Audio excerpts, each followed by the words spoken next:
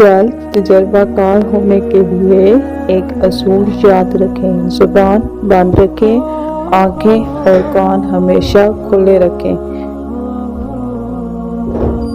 خاموشی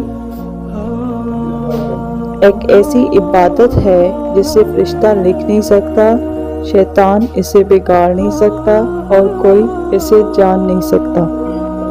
خاموش رہنا بہت مشکل ہے، لیکن خاموشی بہترین انتظام ہے۔ خاموشی بھی ایک عظیم نعمت ہے، خاص طور پر اس وقت جب اختلافات زیادہ ہوں، آوازیں بلند ہوں اور علم کی کمی ہو، دلیل کی کوئی اوقات نہ ہو۔ خاموشی آپ کو اپنے رب سے جوڑتی ہے۔ جب درد حد سے بڑھ جاتا ہے تو انسان روتا نہیں بلکہ خاموش ہو جاتا ہے۔ ہنسانے والے اچانک خاموش ہو جائیں تو ان کی خاموشی سے سکون نہیں، خوف آتا ہے۔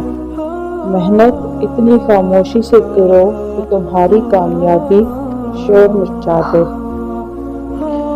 دیر سے بنو لیکن کچھ بنو، کیونکہ لوگ وقت کے ساتھ خیریت کے بجائے حیثیت پوچھنے لگتے ہیں۔ جب کوئی دل دکھائے تو چپ رہنا بہتر ہوتا ہے، کیونکہ جنہیں ہم جواب نہیں دیتے انہیں پھر وقت جواب دیتا ہے۔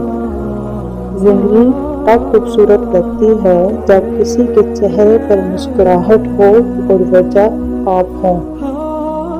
عقل مند آدمی اس وقت تک نہیں بولتا جب تک خاموشی نہیں ہو جاتی۔ جس شخص کے دشمن نہ ہوں اور سب دوست ہوں، اس جیسا منافق کوئی نہیں، کیونکہ دشمن اس کے ہوتے ہیں جو حق کی بات کہتا ہے۔ آپ صرف عزت دیں، لوگ گھٹیا ہے یا سچے خود ہی سامنے آ جائیں گے۔ خاموش رہنا بہت مشکل ہے، لیکن خاموشی بہت بہترین انتقام ہے۔